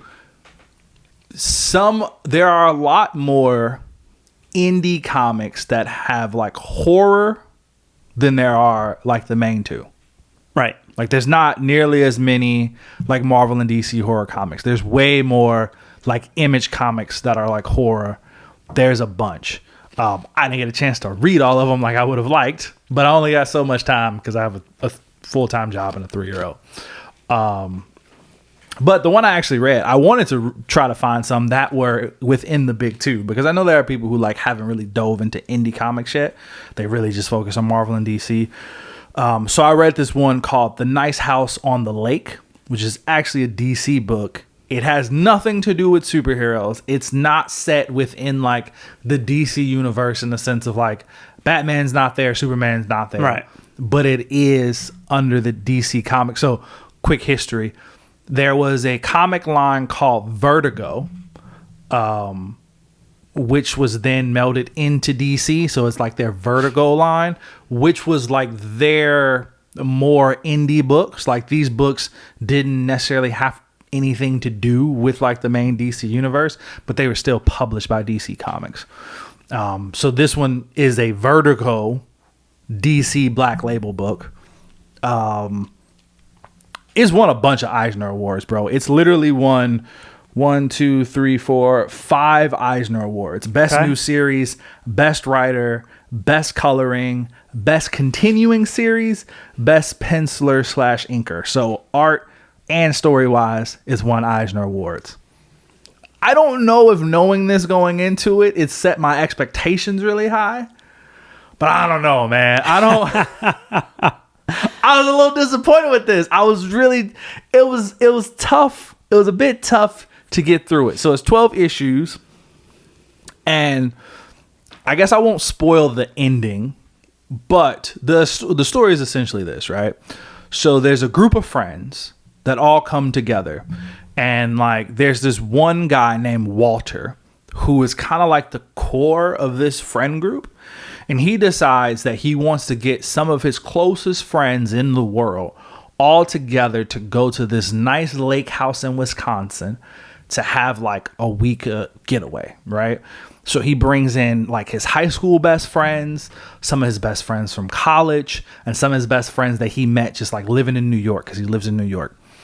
And he sends them all invites. He brings them all in. He creates like this cool kind of like vibe where like he knows that they don't all know each other all that well. Like the high school group knows the high school group. The college group knows the college group. The New York group knows the New York group, but they don't all kind of know each other all that well. So he like gives everybody like code names. He's like, you know, this one person is like the artist, and one person is like the doctor, and one person is the comedian. And some of them actually has to do with what they do in real life. Like the doctor is actually a doctor. The comedian is not necessarily a comedian, but he's like the funny one of the group. Right. The artist is actually an artist, right? So he brings them all together to this lake house. And then while they're there, they're having a good time, they're having fun, and then their phones start to go off with all these crazy notifications. So one person checks their phone and they see that like essentially the world is on fire. Like they are seeing shit on Twitter and stuff back in New York where there are literally people running through the streets on fire. Their bodies are melting, like it's chaos. And they're like, holy shit, do you guys see what's going on? So they all start checking their phones and they're looking and they're like, oh my God, what is this? Blah, blah, blah. What is this? Turns out Walter knew that this was going to happen. In fact, one of the opening parts of the book is him talking to a girl, and the first conversation that they had with each other was him asking her the question, how do you think the world is going to end? And we come to find out that this is a common thread throughout all of his friendships. He asks everyone the same question, like, how do you think the world is going to end? And so we find out, and we don't know entirely for sure, but they keep referring to him as an alien. But Walter is like an alien. And he says like, he knew this was going to happen because it's his people that are doing it. They're destroying the earth right now. But this place that they are in... This is so not where I thought the story was going. No. This place that they are in is like safe from everything in the outside world. It has like this barrier up around it. And so he reveals himself. He's like this weird alien creature. And then they're like all freak out. And then he disappears. And like this house that he created it basically to be like the perfect sanctuary for all of these people. Like it has all their favorite stuff. This house is amazing, right? It has a movie theater. It has a sauna. It has a fucking a deprivation tub. The one where you just float in the water. You know what I mean? It has a basketball court, a pool. It has everything that they could think of. Not only that, but it's like stocked with each person's like individual like wants and needs and desires and shit like that. And so the story, so this is what I mean. It's classified as a horror comic, but I feel like this is more of like a psychological thriller because each issue we're getting closer and closer to like what the fuck is going on. Because that's what it is. We're just trying to figure out this whole time like what's going on. And every issue starts with a different character clearly set in the future with like everything burning down around them. And so what I've found out is that Walter was sent to Earth to live. And again, we don't have confirmation that he's an alien. But he's sent there to like live amongst humans and to basically pick the best of them. Ones that he wants to save from this apocalypse. But he has some rules that he has to follow. They have to be exceptional humans, right? So they got to be like, whatever it is they do, they have to be fantastic at it. Obviously, he has a limited amount of space. He can't choose everybody. So we see this throughout the book of like him being very particular about the people he lets in because he gets to a point where he's so worried that like he'll just keep he'll start to like more and more people when he knows he can't save everybody. And like living amongst the humans, he's come to like really appreciate them and love them. So he gets even more scared. He's like, I really don't want like certain people to die. And we also find out that like he's been telling people throughout the time like what's going to happen, but he has the ability to erase people's memories. So like it's been a few times throughout history where he's like told somebody and they like freak out and then he like erases their memory so they don't remember what happened. Okay. And so they're all in this house trying to figure out like why them? What the fuck is going on? What the fuck is Walter? Like they, and again, he's providing everything for them. They can write a note, leave it on the porch of anything that they want and the next day it'll be there. But they never see him deliver it. They never see like tire tracks or footprints or anything like that. It just appears, right? And he's like slowly just like manipulating these people and they're like trying to figure things out. They also come to find out that they can't die. Like one girl, she's like losing it. Her husband got lost. She can't get him. So she starts to ask, like one of the things she asks for, she's like her husband, right? So she writes down like Cam, which is her husband's nickname. And then people were saying like, you got to be very specific with what you want or else he won't bring it to you. So she wrote down like his whole name, like Cameron, whatever, middle last name. My husband, Cameron, middle last name. Like my family, my mom, my dad, my husband, and he won't bring it to her.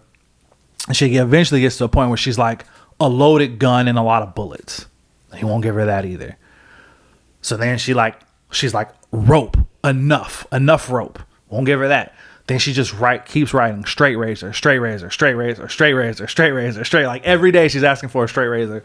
And even one guy, he sees this because she's freaking out because he becomes like the delivery man. She's freaking out. And he's like, what is it that you keep asking for? Maybe I can help you because everything that I've asked for, I've gotten. And this dude's asking for like silly stuff. He's the comedian. So he asked for like a zebra print cowboy hat or like a suit covered in question marks, like shit like that he's been asking for.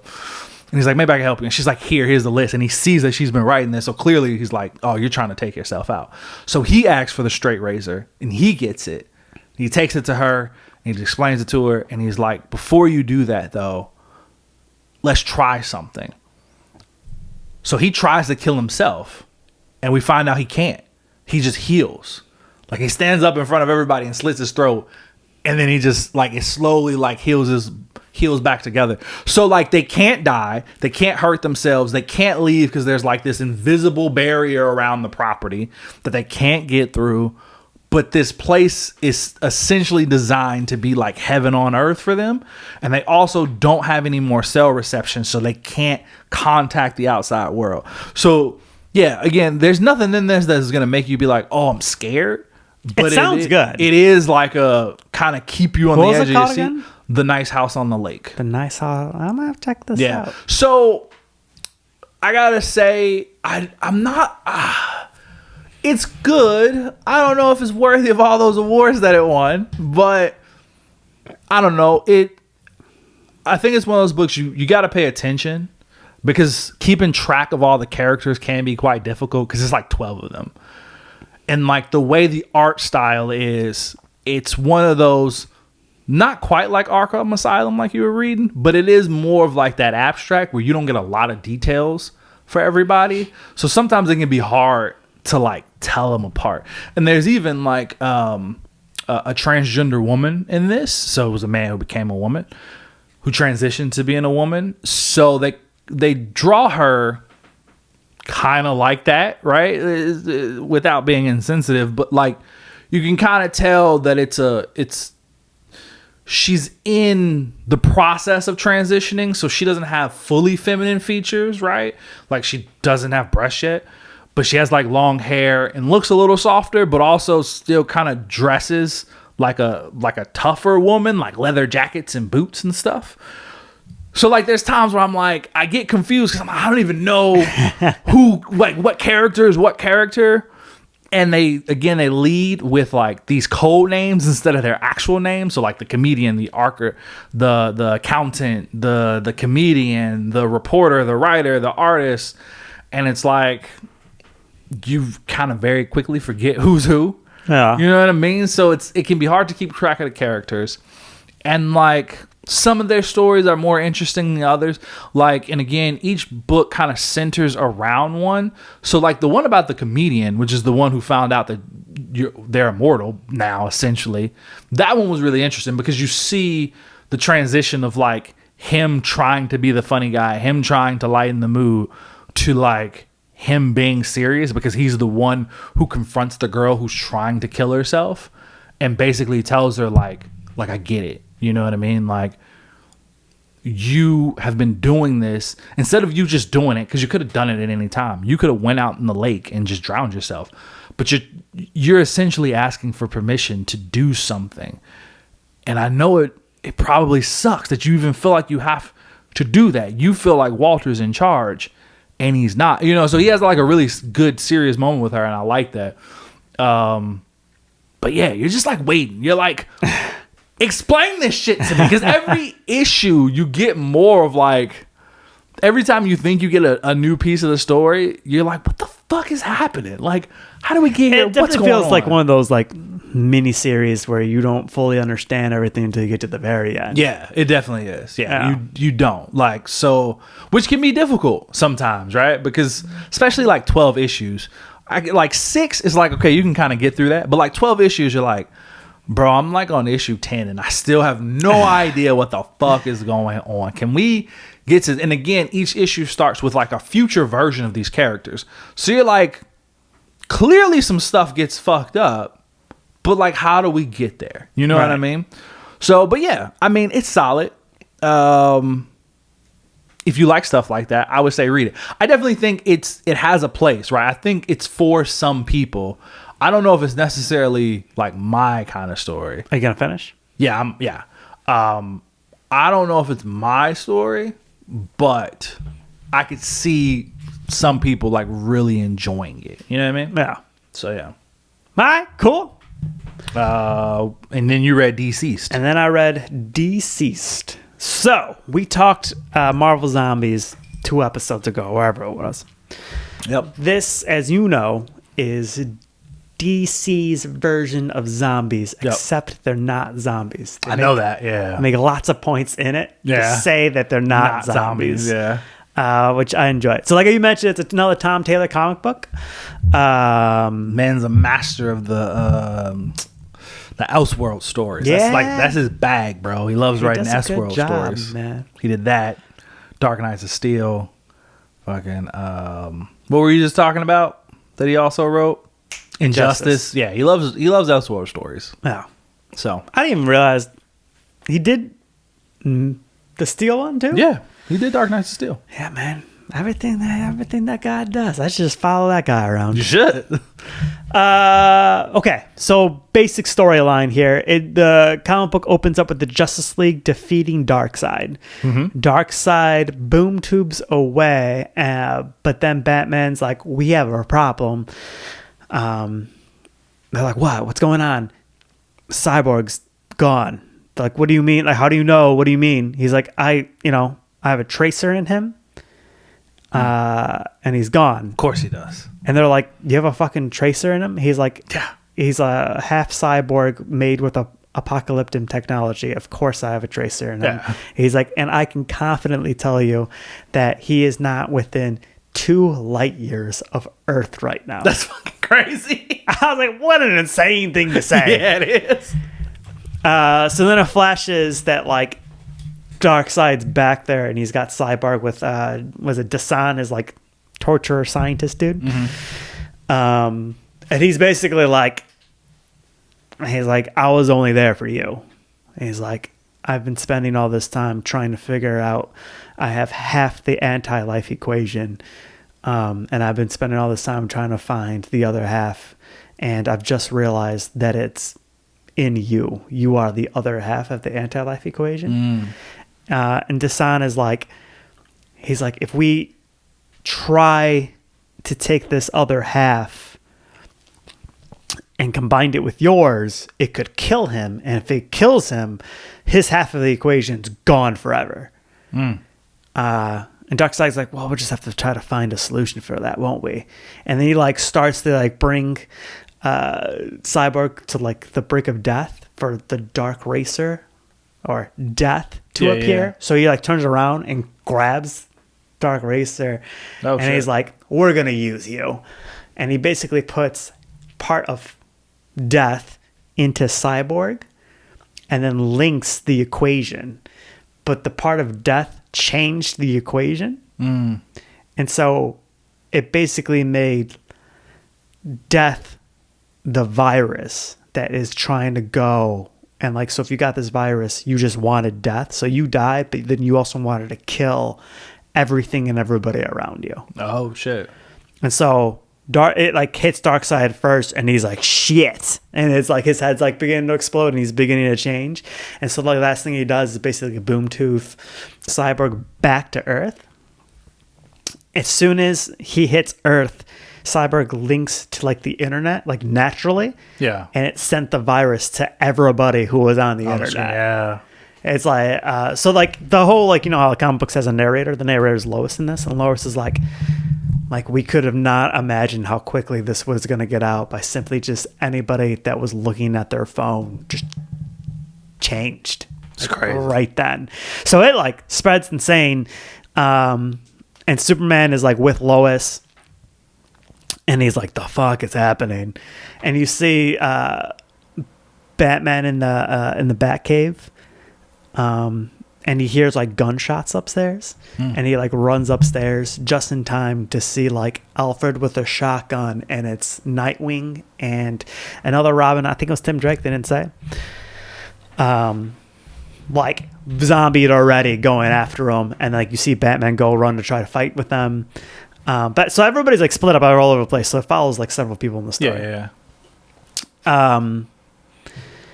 After the fight with Darkseid, Green Arrow, Black Canary, and Hal Jordan, Green Lantern go camping, and Hal's like, he's like, the fuck did you take me? Like, how did you convince me to go camping? And Ollie's like the comedic of this whole comic book. He's just like, because your will is so weak. He's like, I'm literally known throughout the galaxy for having like one of the strongest wills. He's like, and yet here you are camping. He's like, I'm just gonna have to go and tell the whole galaxy that that's wrong. He's like, whatever, I'm gonna go to sleep. And he goes in his tent, and they're like trying to get him to come back out to like sing like campfire songs. So they're like harassing him, and they're like, they go, and like Green Arrow's like playing his bow like a guitar. Hilarious. And then Black Canary's like, ready for me to sing? He's like, he's on his phone, and it's like, this guy just doesn't care. And then he gets turned immediately. So he like just comes out fucking swinging. Shit. And he's trying to kill both of them. And he's like about to get Ollie, and then like Black Canary uses a scream and basically kills not zombie version of Green Lantern. And they're like, what just happened? What just happened? And then like you see the ring being like, must find new. Yeah. It like flies out, goes straight to Black Canary, and it was like, you are now the new Green Lantern. And so she's like a Black Canary Green Lantern, which was cool as shit. That is cool as shit. Flashback to what's going on with Batman. Batman just had to like take out his fucking family, except for Damian. Mm-hmm. Damian was actually playing video games with John, so he's like with the Kents, and he sees this all going on, and he's like, I gotta get hold of my dad. And Lois is like, don't worry about your dad, like, he's got contingency plans for contingency. Your dad's fine. He ends up calling, and you see him, and he's in like a Mr. Freeze suit, and he's like, guys, listen, like, it got me. This is it for me. This suit is slowing it down, but I still have like minutes. And he's like talking to Superman. He's like, you need to destroy the internet and anybody that's infected. And then, wait, this is who talking? Batman. Oh, okay. Batman's saying this to Superman on the phone. Gotcha. He's like, you got to kill anybody and destroy the internet. And he's like, you're Batman. Like, you got to have a way to figure out. He's like, there's no figuring this out. He's like, tell Damian I'm proud of him, and tell him I should have told him that every single day of how proud I am of him. And he's like, and Alfred's going to bring him something that I've known for a long time he's like worthy of. And then he like, you see him fully turn, and like Alfred's like crying and has to shoot him with a shotgun. Damn. I was like, fuck. Flash, so what's Amanda Waller doing? Of course. She's out there with Captain Atom, and they have like a zombie body there, and they're talking about how the Atom is inside the zombie, trying to figure out if he can like see the fucking equation in them to like reverse engineer this shit.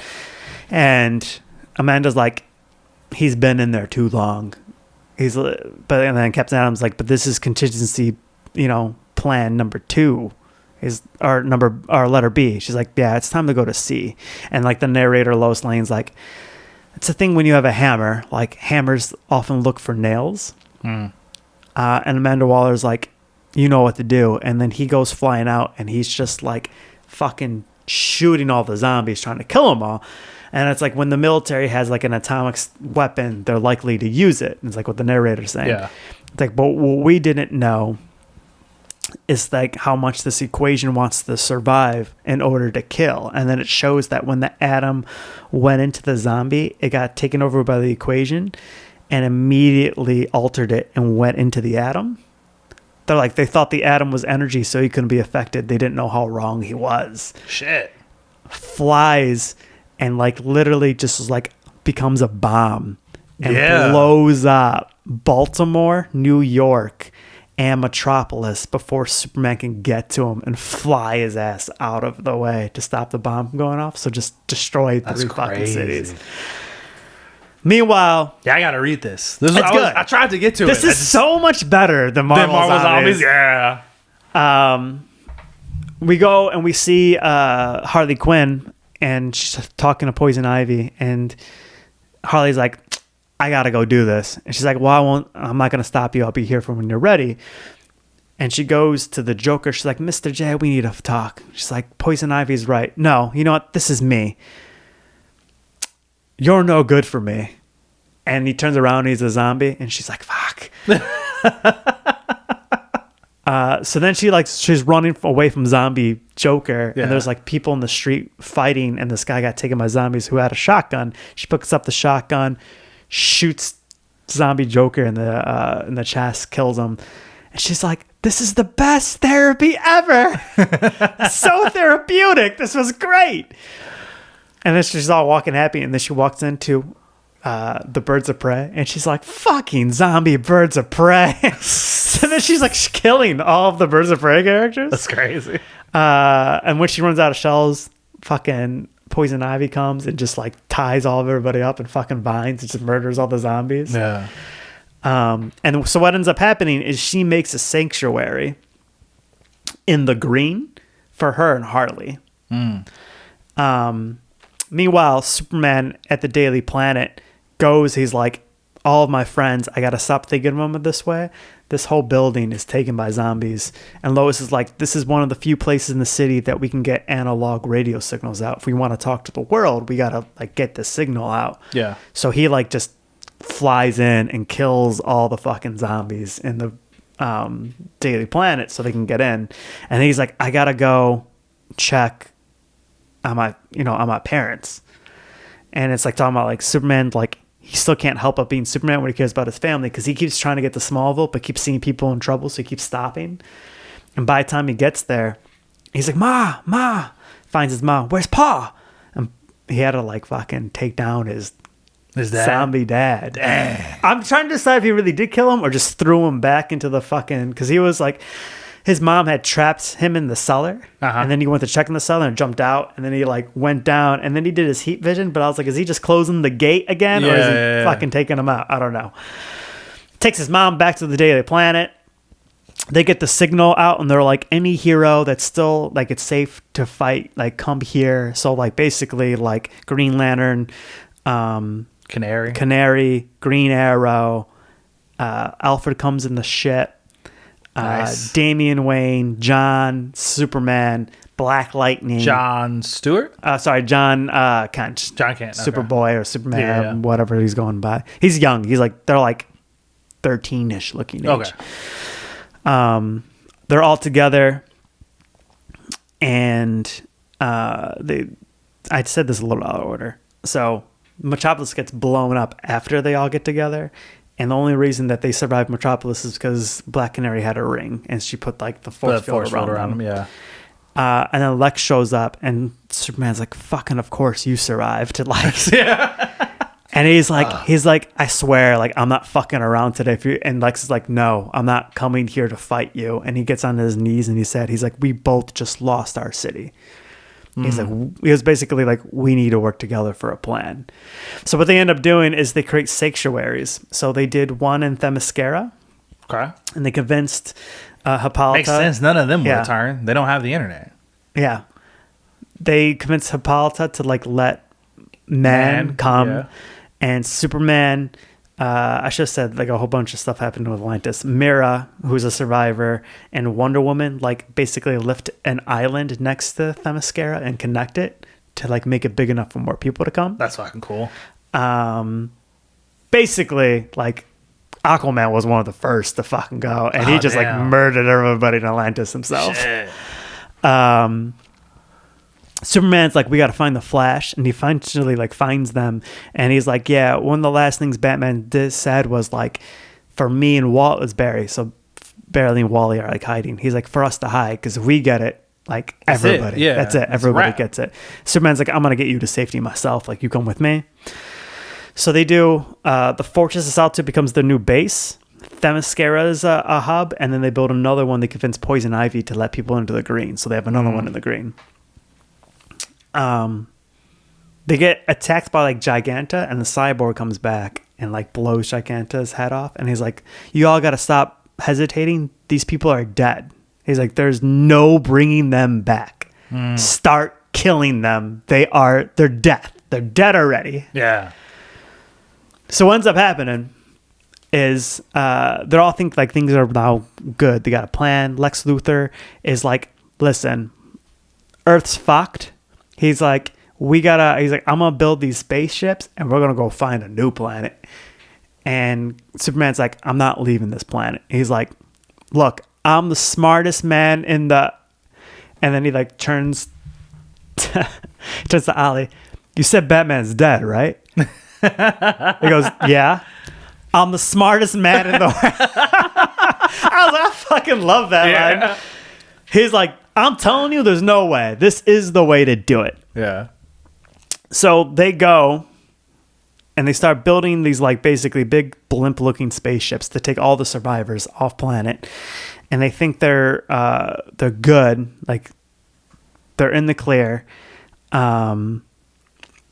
But then, fuck, who does it? Somebody comes. Oh, Martian Manhunter shows up in the fortress, and the first thing he does is get Wally. And then... Oh, was he a zombie? Yeah, he's a zombie. Shit. So he fucking affects the Flash. The Flash takes off running. And then Superman is like, we got to take Martian Manhunter out. And Firestorm just basically like fires him up, murders him. Makes sense. And the other Flash is like, I got to go catch him. And he's like, no. Sorry, I should have said it the other way. Barry got affected. Wally's here. Oh, okay. Barry's the faster one. Yeah, Barry's running. And Wally's like, I got to go get him. And Superman's like, you can't, because if you get affected too, we're doubly fucked. Yeah. And he's like, how are you going to catch him? And he's like, I'll figure it out. So he flies up into space. And he like calls Cyborg one more time. He's like, you promised me they're dead. Like, I can't save him. He's like, you can't save him. He's like, how are you going to catch him? He's like, I can't catch him, but I can have him run into me. So basically he flies to the other side of the earth to come back down. So Flash just runs into him. And then the caption goes, so you know how they say like what happens when an immovable force hits what are the movable object? An unstoppable force meets an immovable object. Yeah. They're like, both of them get fucked, essentially. Yeah. And so Flash just like fucking fluid. But then you see like when A-Train ran through. Yeah. Just like that. Yeah. But then there was like two fingers that had like pierced into Superman's side. Oh, shit. So Superman got taken. He flies back to the fortress and he's like, goes up to Wally and he's like, everybody's frozen. He's like, can you take my family and put them in the Speed Force so I can talk to them? So he gets his family. He's like, and he says goodbye to everybody. He's like, this is it. I got to get out of here. Flies up into the space and he's trying to get away. And they're like, maybe if he didn't say goodbye to his family, he would have been able to do that. But you just see him turn and he like turns around and he flies back into like the earth. And they're like, this building right here is the tallest building in the continent. And then you see everybody looking up and he's like, and the thing that hurts the most is Superman meets hope. And you see everybody like looking hopeful. And then he just like starts murdering everybody. Damn. They're like, okay. It's dark. You should have mentioned this in the dark moments. Yeah. They're like, okay, it's time to go. And Wonder Woman is like, Superman's like, they crave death. He's not going to let anybody go. And then Damian, who's now gotten a bat suit from Alfred, so he's wearing a bat suit. He's like, my dad had a contingency plan for everybody. And he like shows that he has kryptonite. Yeah, of course. And then they're all like talking about he's got a contingency plan for everybody. And then he's like, well, not you, Ollie. And the Green Arrow's like, the fuck do you mean? He's like, why am I not worth a contingency plan? I don't know. He didn't have one for you. Not needed. And a thing I think you're going to really enjoy is like Wonder Woman's there. It's like, it's going to take more than kryptonite. And she's like, Hippolyta and I always theorize that like, if you want to take Superman down, you got to do magic and kryptonite because those are both his weaknesses. Yeah. She takes the God of War's sword and then fuses kryptonite into the sword. Woo! She's like, this is the god's weapon. This is his home planet. This is a Superman killing sword. She flies after, and she like legit just like first thing she does is take his fucking arm off with the sword. Nice. And Superman doesn't stutter and just like rips a hole right into Wonder Woman. Of course it was the quickest fucking fight. I was like, boom, boom. Damn. At this point, the blimps are like getting away, or the ships, whatever you want to call them. There's a last standoff in Themyscira where basically all the Amazons kind of die because they're trying to make it in time for everybody to get to it, because Atlantis basically came as all zombies. Fucking Green Arrow from a half a mile away shoots an arrow into Aquaman's head, and then he's like, see, Batman, I just shot fucking Aquaman in the head with an arrow half a mile away with all this wind, and you don't think I'm a threat? Yeah, the whole Green Lantern's Corps shows up, and they're like, we're basically got to put your planet into quarantine. And then they're like looking at Superman, who's like floating there, and they're like, it's the whole Corps. John came out to fight out his dad because he's like, I'm the only person that's gonna be able to stop him from destroying our ship. Yeah. And they're all like, what is he doing? And they're like, he's trying to calculate if he can take the whole Green Lantern Corps out or not. And then he flies away, which I was like, oh man, I would have loved to see him just ripping do apart. it. Yeah. Instead, he flies into the sun and absorbs all the sun's energy. And the idea is like, nobody can survive if the sun's there, so he'll kill everybody this way. Yeah. But then all the blimps essentially find a new planet, and they're going to start Earth too. And that's how it ends. Damn. It's a good story, man. I skipped a lot. Good. There's a lot of details. Oh, I'm sure. Dude, that sounds good. Fuck. Sounds exciting too. My other one isn't nearly as exciting. So I'll just mention it real quick because we're probably quite on time. Oh, yeah, this is a long one, man. Yeah. People like the long ones too, though, sometimes. Hour 50. Oh, yeah. No, so I'll do this one in like 5 minutes. So, I mentioned this one before, but before I was like, you know what? I don't want to spoil it because I just want people to read it. I'm going to just spoil it now because you should read it. And as you just did, you gave a lot of details, but it doesn't take away. And we say it all the time. Even if the comic, if we tell you exactly how it goes and how it's going to end, bro, we still miss a lot. Much. There's still so much detail. Not only that, but you're only hearing our words, right? Like you didn't see it happen. That's the beauty of comic books. You don't just have to imagine this. You can actually go visually see it happen. So I mentioned it before, Beneath the Trees Where Nobody Sees, which I kind of wanted you to read it before I spoiled it. That's why I didn't do it. But essentially, so this is one of the indie comics. It's short. It's only like 5 or 6 issues.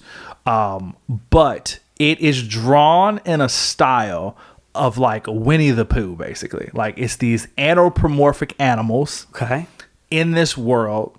So we find out this set in like the, I don't know, like 70s, 80s, right? It's this small town of animal people. It's a small, peaceful town. Everybody knows everybody. All the local shop owners know all the residents, and all the residents know all the local shop owners. And the main story of this comic is this bear named Samantha. And Samantha runs a local hardware store. Everybody loves her. Everybody knows her. But what we find out about Samantha is that she's a serial killer. Okay. So... but she has a rule. She has a code. Her number one rule is you do not kill anyone in this small town, because she likes her town. And then she knows that it's so small that if she started murdering people here, it would become a very big deal and she would probably get found out. So she drives like an hour away to go to the big city to find her victims. She kills them, takes them to the forest, chops their body up real Dexter style. So if you like the show Dexter, you'll probably like this. And then since she runs a hardware store, she like puts their parts in like paint cans and then buries them in the forest. Dark. Yeah. But this story is about how, so she does that, and then there is a murder that happens in this town. And she immediately realizes, like, that wasn't an accident. Someone murdered that person.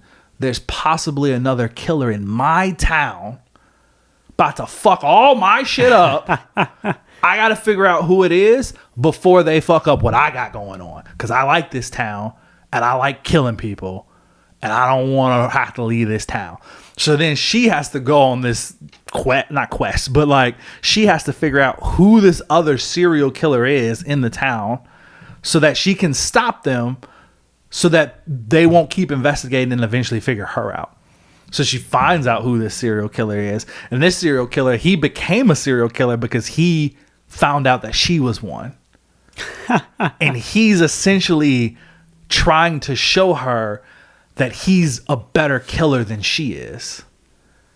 And like, what's crazy about this is they don't try to paint her as a likable character. Like, she is truly fucked up, right? There's no redemption to her. She's not one of those villains that you're going to feel anything for. Like, no, she is a true psychopath, right? Like, she really is a serial killer. And so, yeah, she finds out who the other person is, and she tries to stop him, and she eventually does stop him. And it's crazy. It's like, it's not and the art style of it is so like different from what the actual story is. It's wild, man. And right now they didn't think they were going to, but they're doing it. The guy who wrote the original one is doing a sequel that's going on right now. It's going to be like another 6-issue miniseries.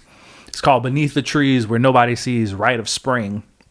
So like I said, the original one was set in like the 70s, 80s. This one is set in like the late 90s. So we find out this story is about one of her victims that we saw in the first one. His sister has been on the hunt for her brother's killer, and now she has the internet. So she's been utilizing the internet to like do research and like talk to people and like put the word out that her brother's dead, and she's been looking for his killer, which eventually leads her to the town that Samantha lives in. And so now she's like basically trying to stop this girl from discovering her. And it's, yeah. So that one's 3 issues in, so it's halfway over. Okay. We got 3 more. So that one's not done yet, but that's the follow-up. So yeah, man, Beneath the Trees When Nobody Sees is great. It's already collected in like a trade paperback. The trade paperback's like, you can get it on Amazon for like, I don't know, probably $15 or some shit. So you should definitely read it. Nah. Yeah, I'm looking at Cool. it. It's $18 on Amazon. For the trade paperback, digital copy is $10. You should definitely read it. It's good stuff. All right. Yeah, I think that's the show, man. All right. Awesome.